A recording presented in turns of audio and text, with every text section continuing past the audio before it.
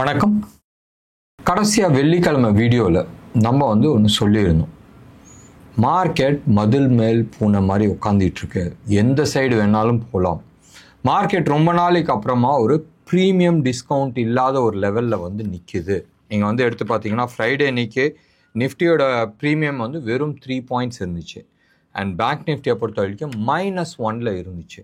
இந்த top 10 stocks இருக்குது தெரியுமா, ஹெச்டிஎஃப்சி, ரிலையன்ஸு, நீங்கள் போட்டு பாருங்களேன், வெயிட்டேஜ் ஸ்டாக்ஸ்ன்னு நீங்கள் போட்டு பாருங்கள். இந்த டாப் 10 ஆல்மோஸ்ட் 67 to 68% எடுத்துக்கும். ஸோ இந்த டாப் 10 மட்டும் நீங்கள் கான்சென்ட்ரேட் பண்ணாவே போகும். ஸோ இந்த டாப் 10 எடுத்துக்கிட்டிங்கன்னா ஆல்மோஸ்ட் 8 ஸ்டாக்ஸ் நெகட்டிவில் இருக்குது. ஹெல்தி ரோல் ஓவர் ஆகிருக்கு. ஃப்ரைடே அன்னைக்கே நீங்கள் பார்த்தீங்கன்னா டேட்டா, இன்றைக்கான டேட்டாஸ் ஃபுல்லாக பாவ் காப்பி வரல. ஸோ நம்ம அந்த டேட்டாஸ் எடுக்கவும் முடியாது.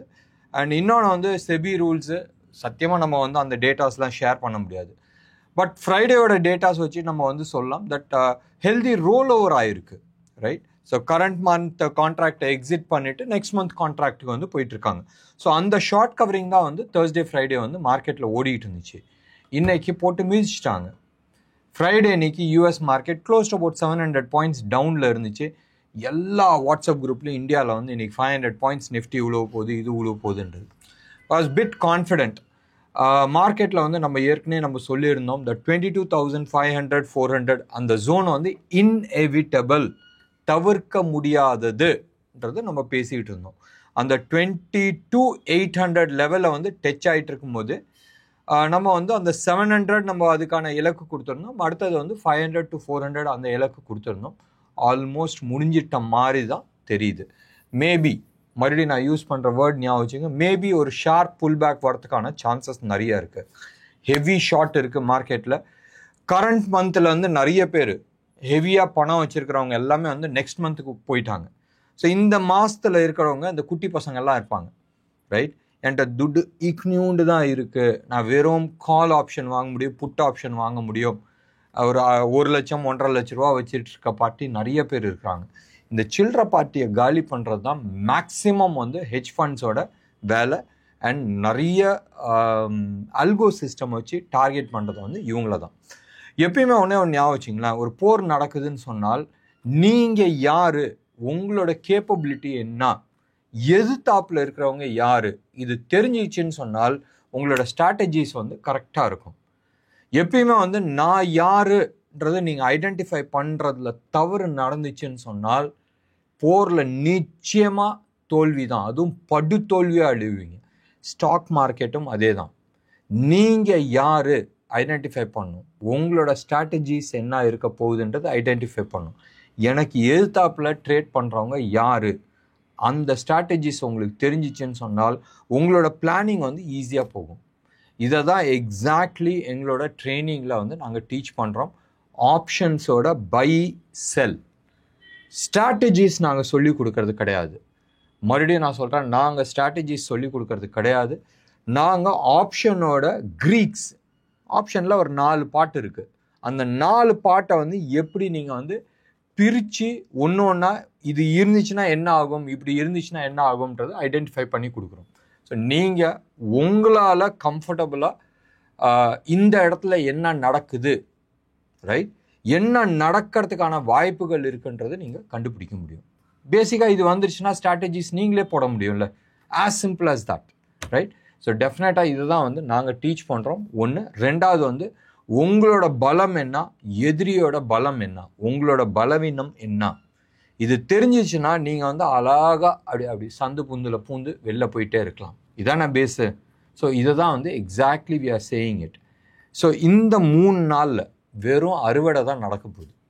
யார் யாரெல்லாம் வீக் ஹேண்ட்ஸ் இருக்கோ அவங்க கையில் கேஷ் ஸ்ட்ராங் ஹேண்ட்ஸ்க்கு மூவ் ஆகும். ஒன்று. ரெண்டாவது, யார் யாரெல்லாம் பேஷண்ட்டாக இருக்கிறாங்களோ, பேஷண்ட்னா நம்ம ஹாஸ்பிட்டல் பேஷண்ட் பற்றி பேசல, யார் பொறுமையாக மார்க்கெட்டில் இருக்கிறாங்களோ, பொறுமை இல்லாத மக்கள்கிட்ட கேஷை எடுத்து பொறுமையாக இருக்கிற மக்கள்கிட்ட மார்க்கெட் காசு ஆட்டோமேட்டிக்காக கொடுக்க போகுது.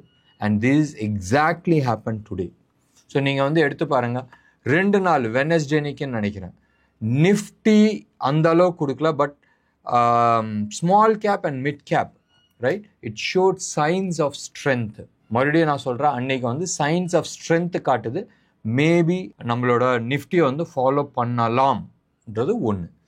தோ டார்கெட் வந்து அப்சைடில் இருக்குது, நம்ம வந்து ஒரு ரேஞ்சை நம்ம வந்து கொடுத்துருந்தோம். 23,100க்கு மேலே தான் வந்து பைன்றது அதுக்கு மேலே தான் நம்ம வந்து சொல்லிகிட்டு இருந்தோம். கீழே கிடையாது. ஒரு ரேஞ்சை வந்து 600 பாயிண்ட்ஸ்க்கான ரேஞ்சு, இந்த ரேஞ்சை உடைக்கட்டும், அதுக்கப்புறமா பார்த்துக்கலாம் தான் நம்ம பேசியிருந்தோம். இன்றைக்கும் நீங்கள் எடுத்து பார்த்தீங்கன்னா பாட்டம் ரேஞ்சை வந்து உடைக்கல, ரைட்? 22,500 லெவலில் வந்து உடைக்கல. அண்ட் சக்ஸஸ்ஃபுல்லாக இன்னைக்கு த்ரூ அவுட் த டே அந்த -200 பாயிண்ட்ஸ்லேயே வந்து நிப்பாட்டிட்டு இருந்தாங்க. 200, 220 அந்த ரேஞ்சில் தான் நிப்பாட்டியிருந்தாங்க. இதனால மார்க்கெட்டில் வந்து இந்தியா விக்ஸ் நீங்கள் எடுத்துக்கிட்டிங்கன்னா வெறும் 0.6%. நினச்சி பாருங்களேன், 250 பாயிண்ட் வந்து மார்க்கெட் கீழே விழுது. இன்ஃபேக்ட் நிஃப்டி வந்து 218 பாயிண்ட் க்ளோஸ் ஆகும் போதும், ரைட்? அண்ட் இன்ட்ராடே ஸ்விங் வந்து 148 பாயிண்ட்ஸு. ஸோ 200 பாயிண்ட் நிஃப்டியில் கீழே விழுந்தோம். இந்தியா விக்ஸ் எல்லாம் வந்து ஆல்மோஸ்ட் 2-3% இல்லை 4% வந்து கீழே வந்திருக்கணும். ஒன்றுமே இல்லை, மைனஸில் வருதுப்பா. -6% வருது, 0.6% வருது. ஸோ 14.44 இருக்குது. ஸோ தட் மீன்ஸ் மார்க்கெட்டில் வந்து எந்த விதமான டென்ஷனும் நடக்கலை. வெயிட் பண்ணிட்டு இருக்காங்க எல்லாருமே வந்து இந்த ரேஞ்சை தான் பார்த்துட்டு இருக்காங்க. அந்த 22,500 உடைச்சதுக்கு அப்புறமா தான் பீதி கிளம்ப போகுது. ஸோ வெயிட் பண்ணி பார்க்கலாம் மார்க்கெட் இந்த இடத்துல என்ன சொல்ல போகுதுன்றது. ஒன்று ஞாபகம் வச்சுங்க, நாளைக்கு மார்க்கெட் இருக்குது, நாளான்னைக்கு வெனஸ்டே அன்னைக்கு மகா சிவராத்திரியை ஊட்டி மார்க்கெட் கிடையாது. ஸோ வெனஸ்டே அன்னைக்கு மார்க்கெட் க்ளோஸ்டு, தேர்ஸ்டே அன்னைக்கு எக்ஸ்பைரி, ப்ளஸ் அன்னைக்கு அமாவாசையும் இருக்குது, அல்ட்ரா ஹை எனர்ஜி டே. ஸோ ரெண்டுமே வந்து ஜாயின் ஆகிருக்கு. ரொம்ப ரேராக வந்து வரும். அதாவது மார்க்கெட் எக்ஸ்பைரியும் ஒரு ஹை எனர்ஜி டேவும் வந்துருக்கு. So definitely something interesting likely to happen. ஏன்னு சொன்னால் கரண்ட் மந்தில் ஹெவி செல்லிங்கில் இருக்குது. நெக்ஸ்ட் மந்தில் வந்து ஹெவி செல்லிங் வந்து ஷார்ட் கவரிங்கில் இருக்குது. ஸோ தட் மீன்ஸ் ஒரு புல் பேக் வரலாம். நெக்ஸ்ட் மந்த்துக்கு வந்து நிறைய வந்து ஷார்ட் பில்டப் ஆகிருக்கு. கரண்ட் மந்தில் சில்லற பசங்க இருப்பாங்க அண்ட் நெக்ஸ்ட் மந்த்துக்கு ஸ்மார்ட் மணி எல்லாமே மூவ் ஆகிடுச்சு. ஸோ இந்த இடத்துல மார்க்கெட்டில் எந்த விதமான ஹை வாலட்டாலிட்டி, ரைட், பெரிய மூவ் வந்து மாட்டிக்காதீங்க. இப்போதைக்கு எந்த ஸ்டாக்குமே வந்து பை ஜோன்ன்றது காட்ட மாட்டேங்குது. பார்த்து டீல் பண்ணுறது புத்திசாலித்தனமாக இருக்கும். இன்டர்நேஷ்னல் ஜியோ பாலிட்டிக்ஸ் சிச்சுவேஷன்ஸ் இன்னமும் வேறு மாதிரி தான் இருக்குது. ஒரு கமெண்ட் படித்தேன், ட்ரம்ப்பும் வந்து ஒரு பிஸ்னஸ் மேனு, மோடியும் வந்து ஒரு பிஸ்னஸ் மேனு, மோடி போயிட்டு வந்தோடனே எல்லாமே சரியாயிடும்னு சொன்னீங்க, என்ன ஆச்சு பத்தியான்னாங்க. மறுபடியும் நான் சொல்கிறேன், எதுவுமே நடக்காததே வந்து பயங்கர பாசிட்டிவ். நினச்சி பாருங்கள், ட்ரம்ப் டெய்லி உலகத்தில் ஒவ்வொரு நாடாக அடிச்சிட்டு இருக்கும் போதும் நம்ம ஊரில் வந்து ஸ்பெசிஃபிக்காக எதுவுமே வந்து நடக்கலை. ஸோ அதே வந்து செம்ம பாசிட்டிவான நியூஸ். அண்ட் இந்தியா ஸ்பெசிஃபிக்காக எந்த விதமான நெகட்டிவ் நியூஸ் வரவே இல்லை. நல்லது தானே, ரைட்? ஸோ வெயிட் பண்ணி பார்க்கலாம் மார்க்கெட் எந்த டைரக்ஷன்ஸ் எடுக்க போகுதுன்றது. டெஃபினட்டாக வந்து டவுன் சைடு வந்து ஆல்மோஸ்ட் ஃபைனலைஸ் ஆகிடுச்சுன்றது தோணுது. But we have to wait 22,400, 500 அந்த லெவலில் வந்து டிசைசிவாக க்ளோஸ் ஆகுதான்றது நிச்சயமாக பார்க்கணும். அண்ட் பேங்க் நிஃப்டியை பொறுத்த வரைக்கும் சம்டைம் அரவுண்ட் மார்ச் 20 பக்கமாக ஒரு 1,500 பாயிண்ட்ஸ் டவுன் சைடில் காட்டிகிட்டு இருக்கு. வருமா வராதான்றது நீங்கள் ஒரு நல்ல டெக்னிக்கல் அனாலிஸ்ட்டை பார்த்துட்டு டிசைட் பண்ணுறது புத்திசாலித்தனமாக இருக்கும். இன்டர்நேஷ்னல் ப்ரைஸை பொறுத்த வரைக்கும் இன்றைக்கி செம்ம பாசிட்டிவாக இருக்குது. யூஎஸ் மார்க்கெட் எல்லாமே வந்து கவுண்டர் ட்ரெண்டில் இருக்குது, ரைட்? இந்த ப்ரோக்ராம் வந்து அரௌண்ட் 6 o'clock நம்ம ரெக்கார்ட் பண்ணுறோம். அண்ட் ஃபியூச்சர்ஸ் மார்க்கெட் வந்து 320 பாயிண்ட்ஸ் டவ் ஜோன்ஸ் வந்து பாசிட்டிவாக இருக்குது. எல்லாமே பாசிட்டிவாக இருக்குங்க. ஸ்மால் கேப்பு, மிட் கேப் எல்லாமே வந்து பாசிட்டிவாக இருக்குது. அண்ட் முக்கியமாக பார்க்க வேண்டியது யூஎஸோட 30-year பாண்ட் 4.69% வந்து வட்டி நிற்கிது. ஞாபகம் வச்சுங்க, இந்த 4.7ன்னே வச்சுங்களேன், 6, 9 என்ன 7 எல்லாம் ஒன்று தான், அக்கம் பக்கத்தில் இருக்குது, ரைட்? இதை வந்து என்னைக்கு அது 5% மாறுதோ, இன்னும் ஒரு 0.3% தான், எட்ஜில் தான் நிற்கிறோம். 0.3% வந்து 5% ஆகுதோ நீங்கள் வந்து கால்குலேட் பண்ண ஆரம்பிச்சிடலாம். அட்லீஸ்ட் யூஎஸ் வந்து ஒரு 5,000 to 8,000 பாயிண்ட்ஸ் வந்து கீழே விழுவும், right? So everybody is waiting for this. Bond market அது வரைக்கும் போகுமா? US bond market 30 years bond போகுமான்றது பார்க்க வேண்டிய ஒரு விஷயம். இன்றைக்கி வந்து யூஎஸில் இருக்கிற எல்லாமே வந்து ஃப்ளாட்டிஷாக இருக்குது. அதாவது டாலர் இண்டெக்ஸ் ஆகட்டும், கமாடிட்டிஸ் ஆகட்டும், எல்லாமே வந்து ஃப்ளாட்டிஷாக இருக்குது. டாலர் இண்டெக்ஸ் ஃப்ளாட் பாசிட்டிவ் 0.08% வந்து பாசிட்டிவாக இருக்குது. ஸோ கமாடிட்டிஸில் வந்து ஒன்றும் பெரிய மாற்றங்கள் கிடையாது. அண்ட் கோல்டு சில்வர்லாம் அப்படியே வைப்ரேஷன் தான் ஆகிட்டுருக்கு.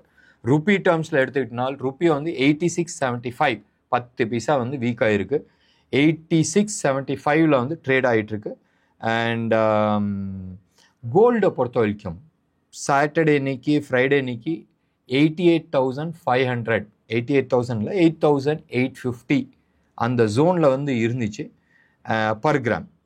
24 கேரட் ஜிஎஸ்டியோட ஹோல்சேல் மார்க்கெட் சென்னையில்.